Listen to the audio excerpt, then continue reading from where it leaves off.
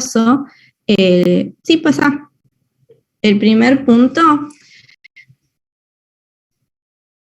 dice, como usted estudió en anatomía de imágenes normales, en la TAC se pueden identificar estructuras óseas, lóbulos cerebrales, ventrículos, plexos coroideos, espacios aéreos, entre otros. Puede observarse en la TAC que el encéfalo está protegido por hueso y meninges. Estas últimas son 3 estructuras ya estudiadas por usted en anatomía e histología, llamadas desde la más externa hasta la más interna, dura madre, aracnoides y pía madre. Si un paciente hubiera sufrido algún trauma, podría desarrollar un hematoma epidural antes de las meninges, un hematoma subdural entre aracnoides y dura madre, o un hematoma subaracnoideo entre aracnoides y pía madre. A través de un modelo dibujo, esquematice estas estructuras e identifique dónde se ubicaría cada tipo de hematoma. Bueno, como hay que hacer un dibujo, yo puse una imagen. Pasa.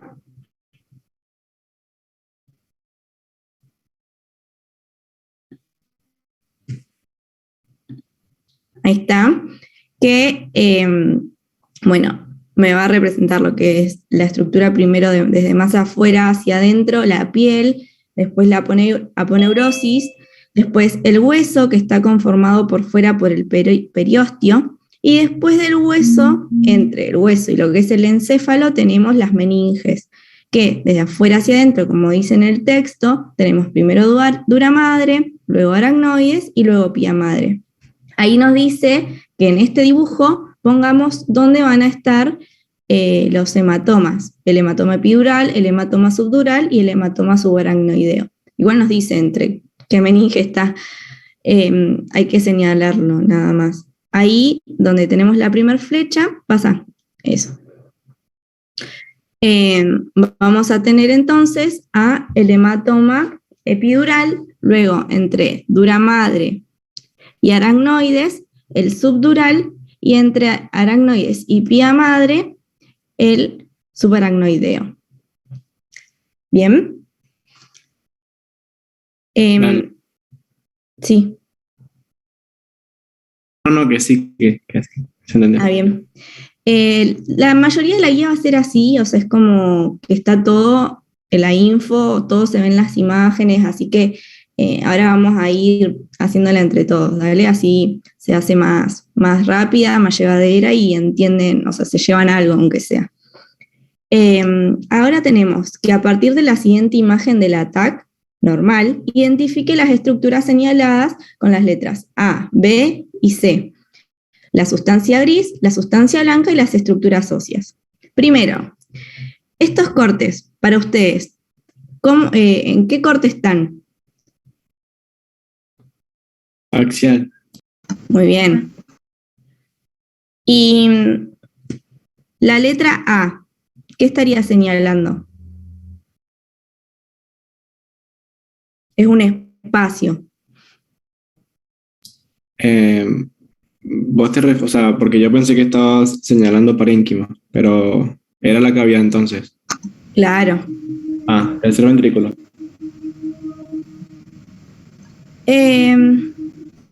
Yo lo puse como otra cosa, pero puede ser, o sea, como que lo hice por ahí más específico.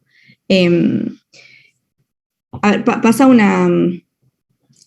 Porfis. Otra. Eso. Acá les aclaré... me spoileaste.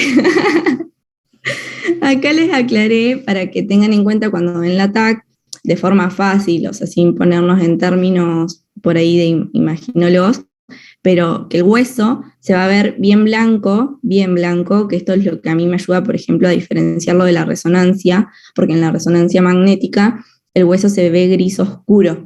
Entonces, a simple vista, como para diferenciar de TAC y resonancia, fíjense en el hueso.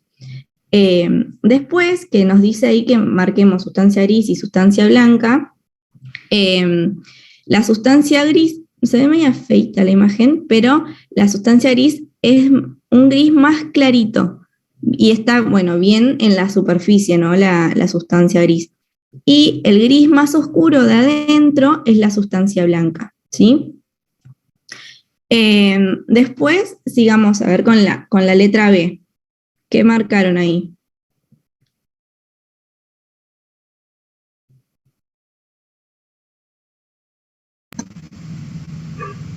Cavidad también. Los ventrículos. Igual yo a la A también la vi. Pensaba que eran los ventrículos, pero... Estos son, y en la B son ventrículos laterales. ¿Y la C?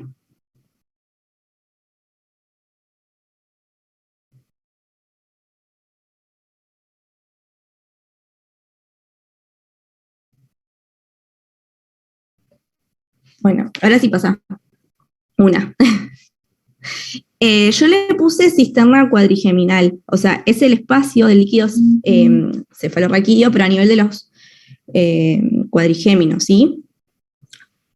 No sé, es lo que yo pensé, no sé si por ahí me puedo equivocar igual, ¿eh? Y la C son surcos de la que forman las circunvoluciones, ¿sí?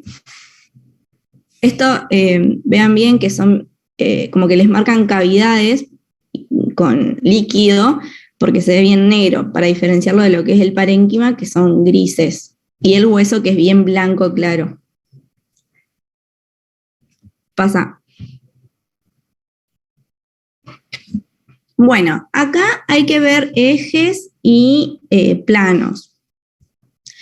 Nos dice, las referencias espaciales posibilitan la descripción de cómo se disponen las estructuras y se identifican las mismas en cualquier animal cefalizado.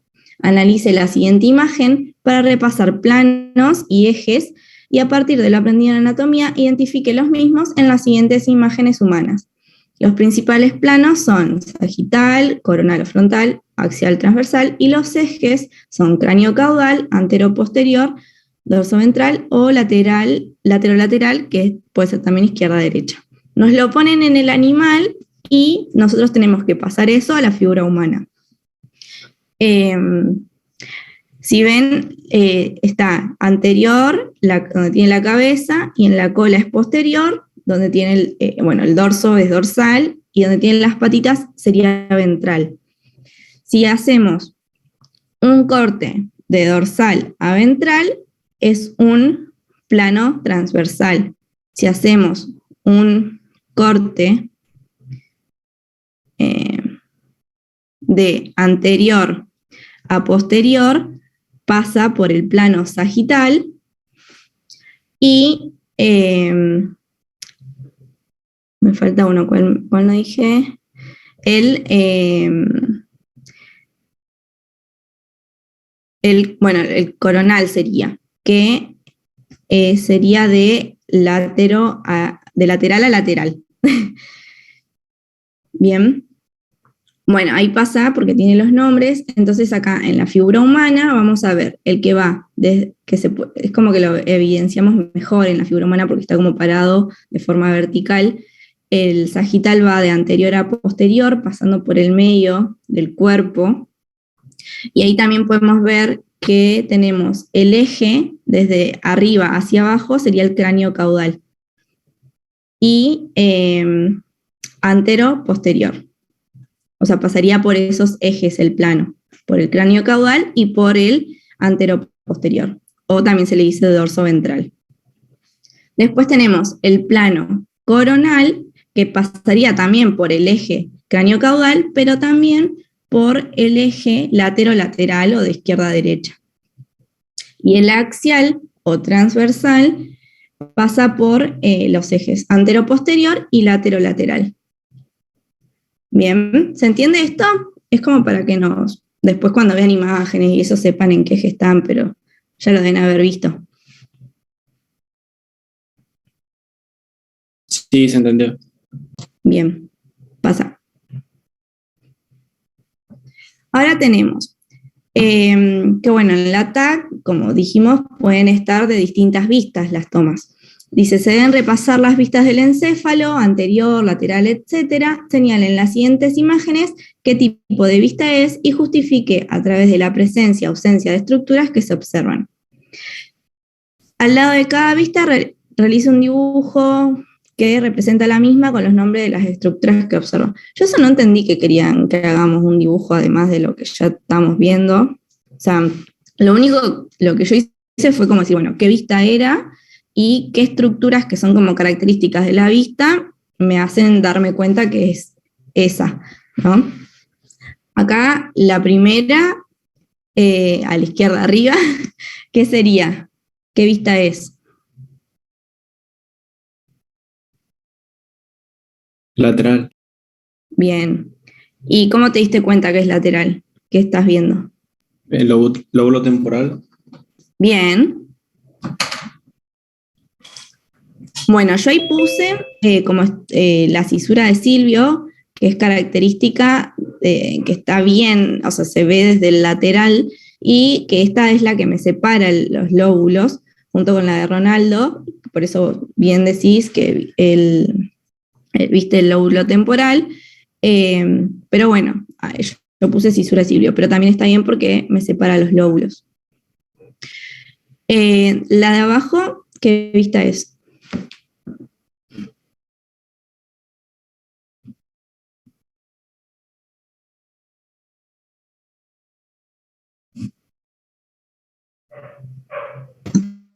Superior. Bien. ¿Y qué ves ahí que te diga que es de superior? La cisura interhemisférica. Sí. Bien. La de arriba a la derecha, ¿qué vista es? Inferior. Bien. ¿Y qué ves característico? Bueno, todo el tronco del encéfalo, Muy bien. el bulbo olfatorio Bien. y bueno, la parte inferior de la cisura interhemisférica. Muy bien. Bueno, yo ahí puse lo mismo. Lo del bulbo olfatorio no lo había visto, porque mientras hacía el power tenía la imagen chiquitita y no me di cuenta, pero está bien, es verdad, está. Y tenemos también los surcos orbitarios, bien que están bien hacia anterior y son inferiores, de la cara inferior nomás, se pueden ver. Y la de abajo, bueno, es la única que queda. ¿Cuál vista sería? Posterior. Bien, posterior, ¿y por qué? Yo le pondría por el cerebelo, ponerle. Muy bien, y Bruno se lo señala ahí.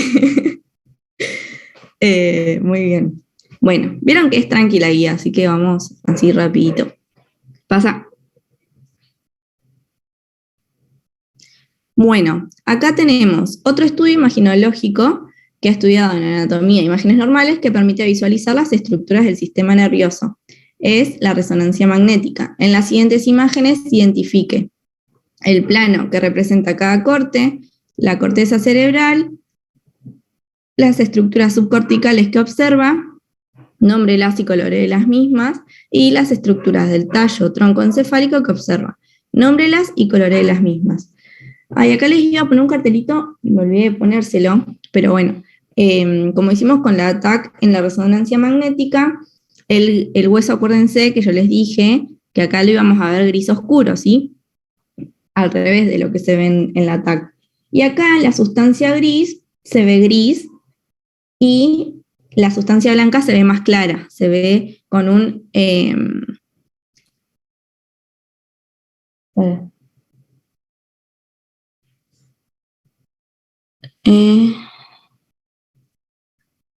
o era al revés, porque se ve más clara la sustancia gris acá, ¿o no? ¿Cómo, Carl? La sustancia gris se ve más clara, sí, que la sustancia blanca. Sí, sí. Y en la TAC, ¿les dije bien entonces? Sí. No. En la TAC no mencionaste eso, la diferenciación así entre blanco y gris. Sí, pero porque la sustancia blanca se ve más oscura también en la TAC, o está bien, también se ve más oscura en la resonancia. No, también se ve más oscura. Ah, bien, bueno, pensé que me había equivocado. No pasa nada. Joya, gracias. Bueno, entonces está bien. Se vería más oscura la sustancia blanca y la sustancia gris más clara. De izquierda a derecha, ¿qué planos tenemos? Los cortes de las imágenes. Sagital, axial y coronal. Bien, muy bien. Entonces, como dijimos, no la coloreé, pero lo que se veía, lo que se ve más claro, entonces va a ser la corteza cerebral, porque es la sustancia gris de la parte del encéfalo. Después vamos a tener estructuras subcorticales que observamos que ven en la primera imagen. Cuerpo calloso, Muy bien. epífisis, tálamo, Muy bien. mesencéfalo. Bueno, sería como la unión entre el intertalámica, porque como estamos en el medio, es como justo el medio del tálamo, ¿no? De la división. Uh-huh. Muy bien. ¿Y para abajo?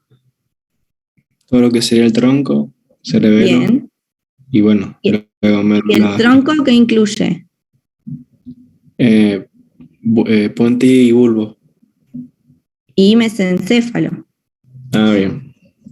El mesencéfalo es lo que está más arriba, después sigue hacia abajo la protuberancia, que es eso que está señalando Bruno, que protuye, y hacia abajo el bulbo raquídeo o médula oblongada, que es como entre la médula y el puente, como un engrosamiento. Bien. Después, en el corte axial, ¿qué podemos ver? Además de, bueno, que la corteza es lo más clarito, que está más hacia afuera en el encéfalo, y hacia adentro sería lo más oscuro, la sustancia blanca. ¿Qué tenemos que se ve ahí blanco en el medio? Grande.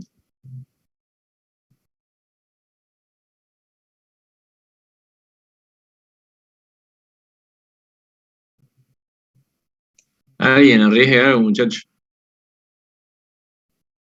Mira, tengo tiempo que no he repasado esto. No sé si es tercer ventrículo o o los ventrículos laterales. Los ventrículos laterales, pero muy bien igual. Como que te das cuenta por ahí porque están divididos, en el medio tienen una línea. Tercer ventrículo sería uno solo, ¿sí? Bien. Y bueno, y hacia los lados, pues esa es como una parte del caudado, pero se ve eso, muy bien, no se ve mucho la imagen. Y en la otra se ve menos, pero también se puede ver un poco la diferencia de lo que es corteza y sustancia blanca. Y también vemos los ventrículos laterales, que ahí vemos cómo están divididos en el medio. Después tercer ventrículo, para abajo. Y a los lados del tercer ventrículo, más abajo, se ven los tálamos, muy bien. Después podemos ver que sigue el mesencéfalo, después protuberancia, bulbo. Y bueno, más abajo ya nos iríamos a lo que es médula. Otra cosa del hueso es que la parte interna del hueso se ve bien gris oscura y las placas que lo cubren, el periósteo, se ve bien blanca. Entonces van a ver como las dos, se nota más en la de la derecha, que es el corte coronal, como hay dos capas blancas y en el medio una línea negra, que eso también los ayuda a distinguir que es resonancia y no es TAC, porque en la TAC se veía todo grueso, bien blanco. Bien. Bueno, ¿Se entiende más o menos? Es como para ir reconociendo las imágenes y entrar un poco en neuro, de a poquito. Se va entendiendo. Genial. Ahora sí pasa, Bruno. Bueno, vamos un poco a embrio. Dice, como hemos revisado a través de las imágenes estudiadas, el encéfalo es la parte del sistema nervioso central que se localiza dentro del cráneo. Durante los procesos filo y ontogénicos se reconocen divisiones anátomo-funcionales, estudiadas por usted en embriología y anatomía. A partir de las vesículas hemisféricas embrionarias telencefálicas se distinguen 4 partes. El paleopalio, que constituirá el cerebro olfatorio, que va a ser bulbo olfatorio y paleocórtex, el striatum, que dará lugar al cuerpo estriado, el arquipalio, en la parte más medial del hemisferio, que junto con su recubrimiento cortical, el arquicórtex, formará el hipocampo. Y por último, el neopalio, que constituye la parte telencefálica de mayor tamaño, formando la superficie externa de los hemisferios. Por su parte, en el diencéfalo se pueden distinguir 4 estratos superpuestos que conformarán el tálamo e hipotálamo. Todo esto hay que hacerlo como con eso que les dice ahí, más las imágenes que vemos acá. Dice, a partir de sus conocimientos de embriología y anatomía, la información expresada y de los modelos adjuntos, realiza un mapa conceptual con las divisiones del encéfalo, correlacionando con las formaciones embrionarias. Ahí podemos ver, vieron la que tiene como colorcitos, la de más arriba, vamos a ver cómo nosotros tenemos al principio de la formación el tubo neural, que se le forman a nivel más craneal 3 vesículas, que son las vesículas primarias que se generan una vez que ya se formó el tubo neural, ¿sí? Esas 3 vesículas primarias van a ser desde craneal a caudal, prosencéfalo, mesencéfalo y rombencéfalo. Bien, luego se forma lo que hay a la derecha, que serían las vesículas secundarias. Entonces, a partir del prosencéfalo, que es lo naranjita que está arriba, se van a formar 2 vesículas secundarias que son telencéfalo y diencéfalo, ¿sí? Eso lo que me va a formar va a ser los hemisferios, a grandes rasgos, ¿no?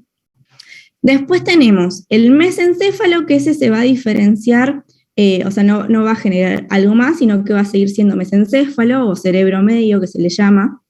Y luego, con el rombencéfalo se forman otras 2 vesículas secundarias, que son metencéfalo y mielencéfalo, ¿sí? ¿Hasta ahí vamos? ¿Se acuerdan de algo de esto?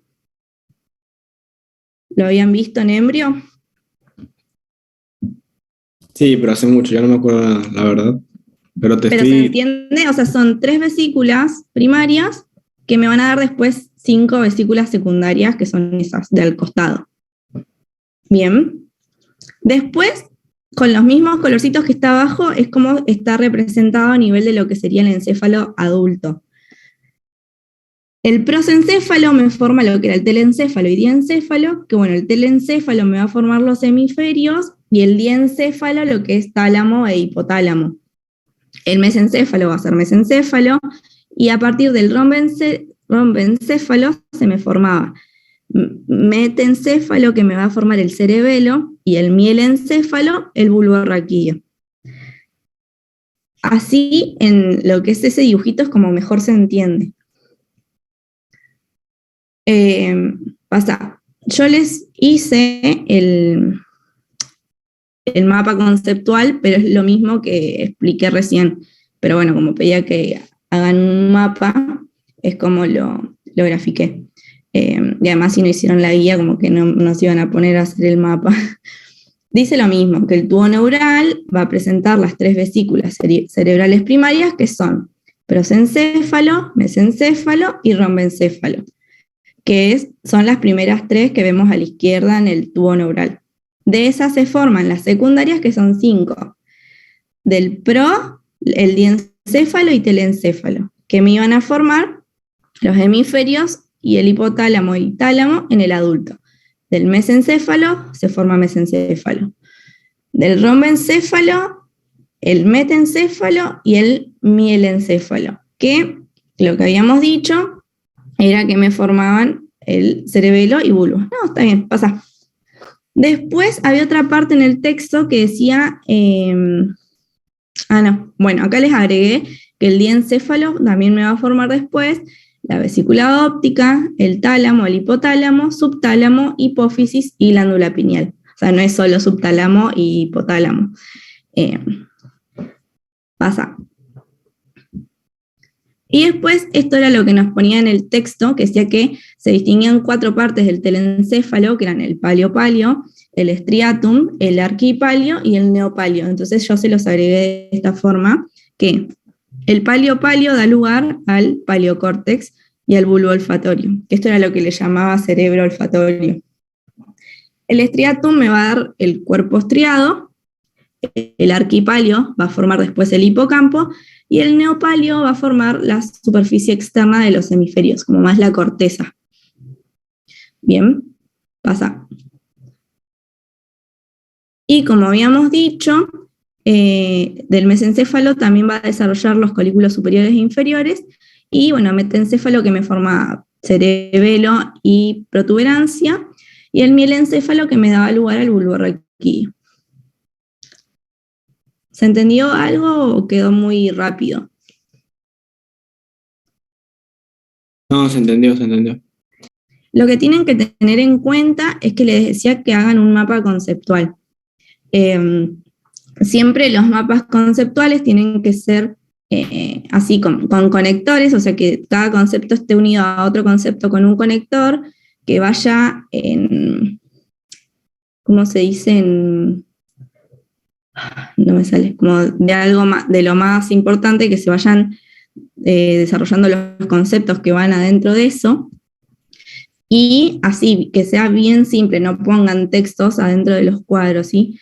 Yo digo esto porque a nosotros nos han hecho hacer mapas conceptuales y después, o sea, era el primero que hacíamos y lo habíamos hecho todos mal, entonces nos hicieron un teórico explicando cómo hacer mapas conceptuales porque los habíamos hecho todo mal.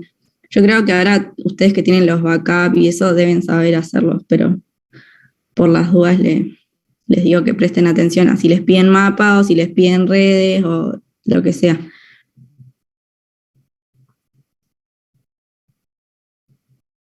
Bueno, pasa. Ahora vamos al punto 4. ¿Alguien quiere leer para hacerlo más llevadero?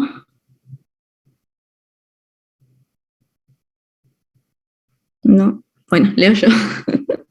Las estructuras telencefálicas y diencefálicas mantienen una amplia red de comunicación que es parte importante de la regulación neuroendocrina.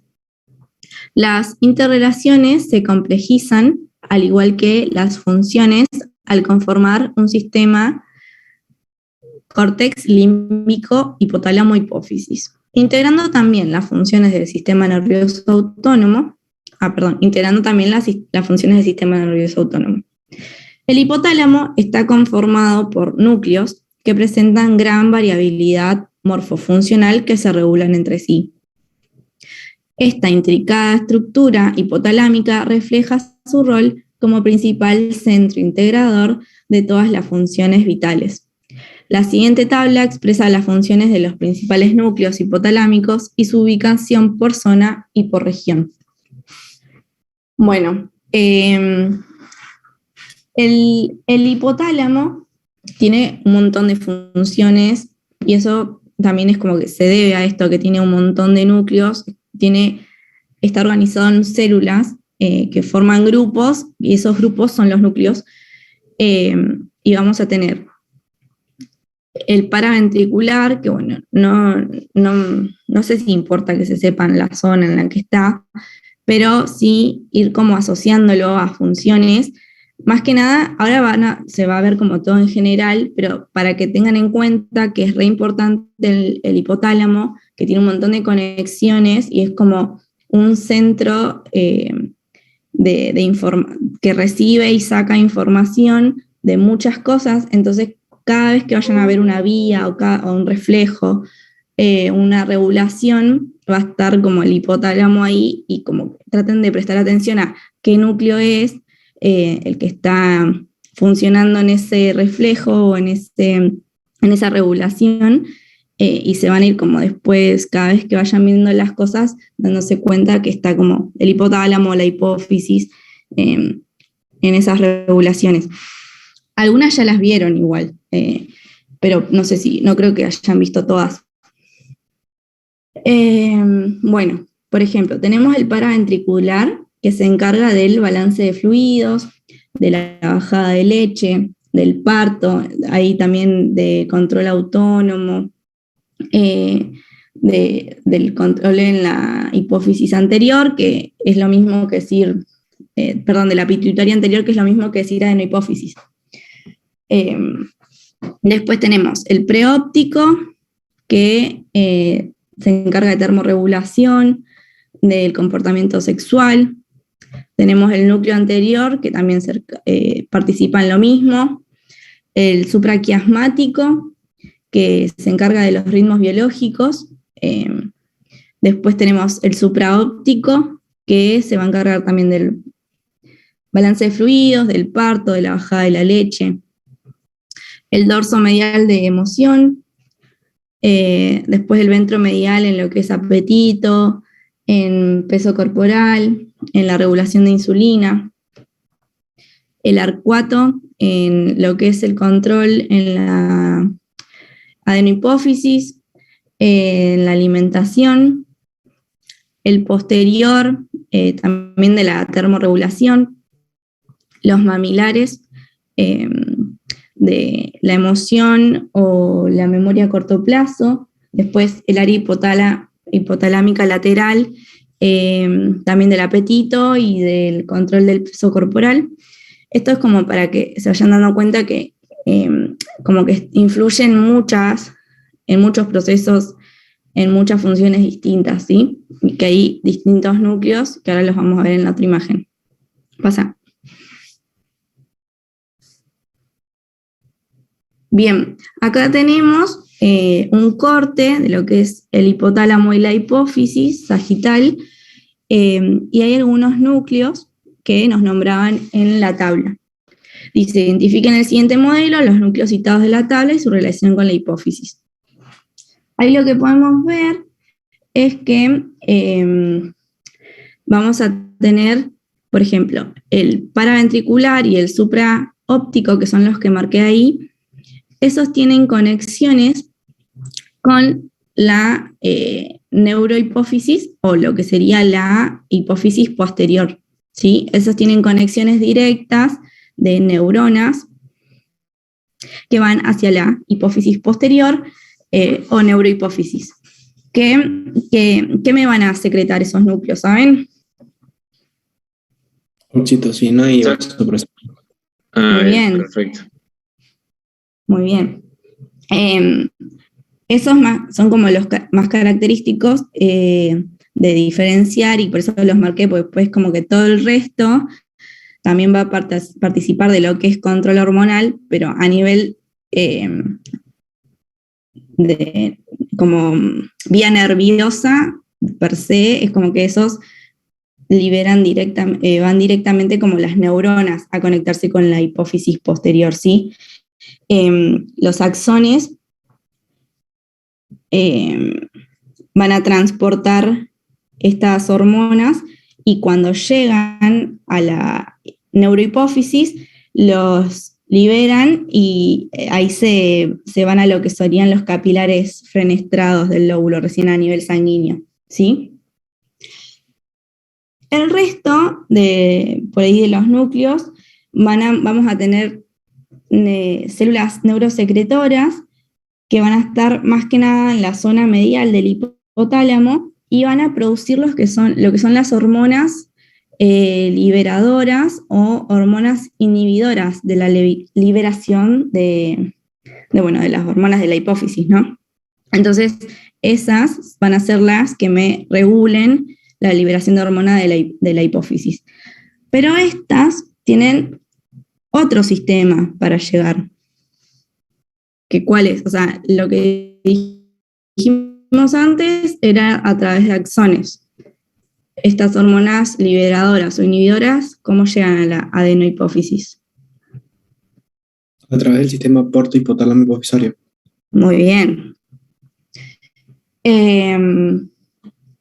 Bueno, van a estar en gránulos que se transportan a lo largo de axones hasta lo que sería la eminencia media y el infundíbulo. Y ahí sí, esos gránulos se liberan por exocitosis y llegan a los capilares fenestrados, eso, ahí arribita, que van a después unirse, o sea, en todo lo que sería el sistema porta y llegar a la adenohipófisis. Bien. Después también vamos a tener como otras conexiones del hipotálamo, o sea, va a tener aferencias, no es que tengan que sabérselas todas así, o sea, como lo más importante es sistema porta adenohipófisis, hipotálamo hipófisis, pero también tiene muchas aferencias somáticas viscerales, no sé, de olfacción de auditivas, de la corteza, del hipocampo, de la amígdala, es como que es un centro de recepción de aferencias de mucho, es muy compleja y son muchas las aferencias. Igual que no solo va a la hipófisis, sino que también tiene otras aferencias, como por ejemplo ir al tronco, a la médula espinal, al tálamo, al tegmen, se une con el sistema límbico, bien, pero bueno, esto es una de las cosas como, es muy importante la unión que tiene con la hipófisis, porque a partir de ahí la hipófisis, por ejemplo, se inhibe o se estimula para la producción de todas las hormonas hipofisarias. Bien. ¿Alguien quiere decir algo más de esto? No sé si se entendió. No, te quedó bien claro, gracias. Chicos, ¿ustedes tampoco? No, yo lo que quería decirles, Cara, es que no se asusten porque a lo mejor parece una bocha, más sobre todo la tabla, así que son tantos núcleos y tienen tantas funciones distintas encima. Claro. Eso es algo que se va como masticando, digamos. No es algo que tengan que aprenderlo de una ya. Es algo que se va aprendiendo con el tiempo y bueno, más sobre todo las próximas guías y demás, ahí se va viendo cuál se les hace énfasis y demás. Pero bueno, como para que sepan lo que dijo Car, que es una zona de muchos núcleos que tienen funciones distintas. Claro, por eso yo les decía que era como que para que sepan que en general hay muchos núcleos y que después cuando vayan viendo cada regulación, cada reflejo, le vayan prestando atención a qué núcleo está en juego. Como, no sé, después cuando vean ritmos biológicos van a ver que solo va a nombrar el supraquiasmático, por ejemplo. O no sé, cuando vean regulación de la ingesta y así. No es que se los tienen que saber ahora de memoria. Gracias, Agus. Pasa. Bueno, esto es como para ir razonándolo. Me dice que la inmovilización de la región cervical de un paciente da referencia de la importancia de dicha región íntimamente relacionada con el cableado que conecta los centros integradores del sistema nervioso central con los órganos y estructuras somáticas y viscerales, constituyendo el sistema nervioso periférico. Aplicando sus conocimientos de neuroanatomía, responda. Si un paciente hubiera sufrido una sección de la médula espinal en un lugar inmediatamente rostral a su engrosamiento cervical, el sujeto conteste verdadero o falso. ¿Perderá su audición? ¿Qué opinan? Falso. Bien. Anda pasando así de a uno. Bruno, porfis. ¿Perderá el control motor solo en sus miembros inferiores? Falso. Bien, ¿por qué? Porque también en los superiores. Muy bien. ¿Perderá el control voluntario de la micción y la defecación? Verdadero. Bien. ¿Perderá todo control motor y no podrá percibir sensaciones desde el cuello hacia el caudal? Verdadero. Bien. ¿Podrá caminar con bastón? Falso. Bien, claro, si no puede controlar los miembros inferiores. ¿Podrá mantener relaciones sexuales normalmente? Falso. Bien. Ay, qué fea la F. Bueno, esto sería un corte sobre, o sea, entre lo que sería la médula espinal y el bulbo raquídeo, yo supongo que a eso le llama el engrosamiento cervical. Entonces, todo lo que esté por abajo de lo que sería que necesitas la eferencia o la eferencia para sentir, o sea, la aferencia para que todo lo sensorial llegue la información a la corteza, o las eferencias que necesitamos que vengan desde la corteza hacia los músculos para generar la respuesta motora, tenemos el corte ahí en el medio, entonces de ahí para abajo no vamos a tener sensaciones ni movimientos de nada de eso. Bien. Después tenemos su respuesta evidencia que la región rostral al engrosamiento cervical es uno de los sectores más primitivos del encéfalo de los mamíferos y como tal integra funciones primarias vitales. ¿Cuáles de las siguientes funciones se integran en esta región? Conteste verdadero o falso. Yo esto lo tomé como si fuera el bulbo raquídeo, que hoy se lo consulté a los chicos porque no estaba segura si se refería a eso. No sé, está bien, ¿no? Pensarlo como si fuera el bulbo. Por ahí la consigna es rara porque cuando dice engrosamiento cervical, yo me imaginé la intumescencia que es de la formación de los plexos, en este caso de los plexos, del plexo braquial, ¿no? Que es ese engrosamiento de la médula espinal. Entonces, claro, lo imaginé superior a eso porque decía rostral, pero no lo tomé como el límite. No a nivel del bulbo. Claro, exacto. No sé.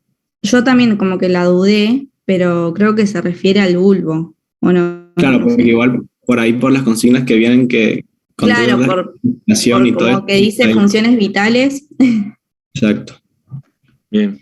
Bueno, comprensión del lenguaje. Perdón, Carlos. ¿Sí? Una cosita más. Que algo que es muy importante, que bueno, ya van a ver cuando pasen de fisiología y pasen más a la parte clínica. El ABC de neurología de cualquier neurólogo es identificar dónde se encuentran las lesiones. Entonces, eso es muy importante tener en cuenta siempre la neuroanatomía. Eso es algo que se charla entre neurólogos. Una vez tuvimos un seminario en la cual ellos intentan siempre localizar dónde está la lesión. Entonces, en base al examen físico o lo que presenta el paciente, uno puede llegar a pensar dónde puede llegar a estar localizado esto. Entonces, es muy importante, por ejemplo, lo que hicimos recién, lo de la audición, el control motor y demás, y todo lo que viene ahora, porque en base a las cosas que estén dañadas, nos va a decir, bueno, bien, perderá su audición, en esto que decía al principio. Si tenemos un corte a ese nivel, ya sabemos que la audición se procesa, es una función superior de la corteza temporal y demás. Entonces, sí, no va a pasar por ahí. O sea, ¿entiende más o menos a lo que quiero ir con eso? Después, de todos modos, lo vamos a ver en el laboratorio presencial que tenemos de neuro. Ahí vamos a charlar algunas cosas que están interesantes. Así que bueno. Pero bueno, era eso nomás. Genial. Como que esto tiene una función a largo plazo, entenderlo. Sí, está muy bueno. Bien, entonces, sigamos. Comprensión del lenguaje oral y escrito. No, falso. Muy bien. Bueno, identificación de las melodías. Falso. Bien. Control de la respiración. Verdadero. Bien. Reconocimiento de imágenes visuales. Falso. Bien. Control de la temperatura corporal. Esa podría... No. Eso no es a nivel del hipotálamo. No me acuerdo. Sí, bien, pero tiene conexiones con el bulbo. O sea, la información que llega al hipotálamo tenemos conexiones que van desde el bulbo raquídeo. Después, acá esta me generó un poco de duda, la de control de la conciencia. No sé qué opina el resto de los chicos, porque lo que me acuerdo que habíamos charlado nosotros en la clase era que no es como de por sí conciencia que forma parte, pero sí forma como parte de lo que sería de mantenerlo despierto. ¿O no? Sí, en este caso, bueno, eso también viene justo de la mano con lo que estábamos charlando. Entonces, cuando hablamos de la conciencia, tenemos que pensar cuáles son las estructuras que participan en la generación de la misma. Principalmente, o sea, vamos yendo como estructuras inferiores a cada vez más desarrolladas, ¿no? Entonces, una de las primeras es la sustancia reticular. Vieron que ahí están las sustancias activadoras reticuladas Claro, ascendentes, yo descendentes, por no sé eso si lo han pensaba. visto. Mm. Sí, eso No, todavía no vimos lo del SARA y eso, ¿no? No. hoy estuvimos Bien, viendo un poco. Sí. perfecto, Genial. perfecto. Entonces, bueno, la primera estructura que participa es la sustancia reticular. Después tenemos a nivel de la corteza que se genera el resto de la conciencia. Entonces, cuando un paciente o una persona presenta alteraciones de la conciencia, puede tener tanto problemas a nivel del tronco como a nivel de la corteza. Sí. Entonces, los hallazgos asociados que pueda tener nos van a orientar hacia dónde puede llegar a estar localizada la lesión. Si tenemos un paciente que tiene alteración de la conciencia, pero tiene alteraciones de la audición, en toma de decisiones, en la atención, bueno, listo, entonces es un paciente que tiene una alteración a nivel de la corteza. Si tenemos un paciente que tuvo un traumatismo, no sé qué, a nivel cervical, y tiene inestabilidad hemodinámica, tiene un patrón respiratorio alterado y tiene disminución de la conciencia, bueno, podemos llegar a orientarnos más a que sea una lesión de tronco encefálico. Así que bueno, esto es como, siempre después se van a enterar que todo es un gris, es más complicado, pero bueno, como con fines académicos, para que se entienda esto de siempre ver qué estructuras lo integran una función, ¿sí? Claro, sería Neurológica. como lo mismo de la temperatura corporal, es como que por ahí uno lo relaciona más al hipotálamo, pero como también está el bulbo en lo que serían las Claro, referencias que llegan al hipotálamo, también sería verdadera, igual que lo mismo claro, tal acá. cual, tal Bien, cual, tal cual, perfecto. bueno. Cálculo matemático, No, falso. bien. Y control de parámetros hemodinámicos. Bueno, esa por Agus. Yo le puse Te spoileó. Perdón, ya la vengo cagando ya como 3 veces ya la cagué, pero bueno, No, están bueno, está no, bueno no lo pasa que. nada. Están muy buenos los datos que tiras. Sí, gracias. Bueno, pasa. No sé si sigue algo más. Ah, bueno, el último punto dice, usted analizó las estructuras que se desarrollan a partir del metencéfalo embrionario y del mesencéfalo. Vuelva a revisarlas y a partir de lo estudiado en anatomía, señálelas en el siguiente modelo. Ubique el núcleo del tracto solitario y señale sus funciones. Bueno, lo que habíamos dicho era que a partir del mesencéfalo se iban a desarrollar los colículos superiores e inferiores y que a partir del metencéfalo se originaba la protuberancia y el cerebelo, ¿no? A ver, pasa. Ahí vemos cómo del mesencéfalo se desarrollamos el mesencéfalo y los colículos, que sería esa parte, y la protuberancia y cerebelo a partir del metencéfalo. En la otra imagen vemos los colículos superiores que están en el mesencéfalo, en la vista posterior, y bueno, ya nos pone los nombres, anda para atrás, de lo que es protuberancia, del otro lado también se ve protuberancia y mesencéfalo de la vista anterior. Y bueno, ahora sí, pasa. El núcleo del tracto solitario estaría, ¿saben dónde está? ¿En qué parte se encuentra? Bueno, ahí se ve. En el tronco, ¿a qué nivel? En el piso del cuarto ventrículo. Bien, ahí, bueno, sí está bien, pero a nivel de tronco decimos que está en bulbo raquídeo, más específicamente sería el piso del cuarto ventrículo. Es una columna, como dice ahí, vertical de materia gris, que se encuentra en el bulbo raquídeo y va a ser receptor de señales sensitivas viscerales. Lo van a ver mucho cuando empiecen a ver reflejos.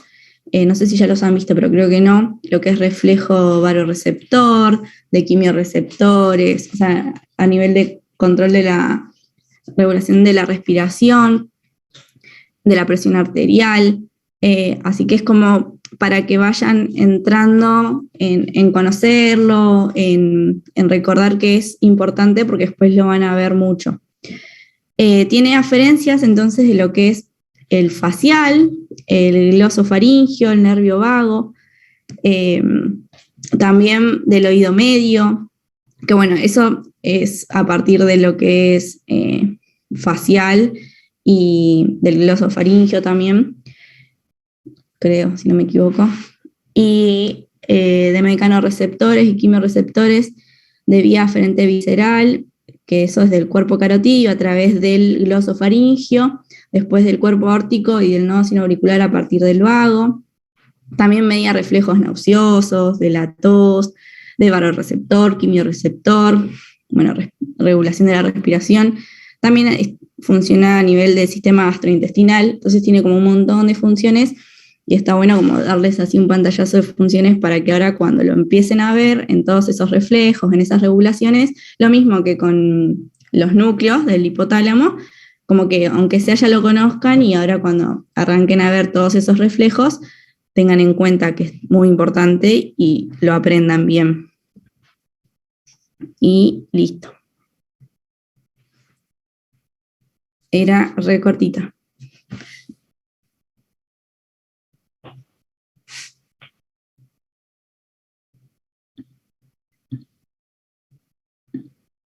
Bueno. ¿Hay gente que quiere hacer alguna pregunta, alguna acotación?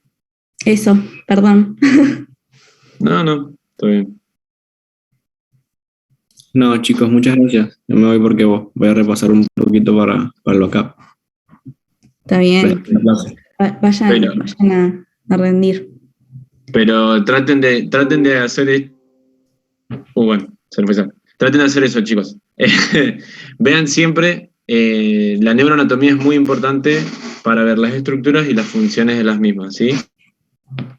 Pero bueno, esto es algo que con tiempo se va integrando. Así que bueno, eso nomás. Sí, era como muy general la guía de hoy, era como más que nada para que vayan entrando como a conocer los nombres y ver dónde estaban y eso, más que nada.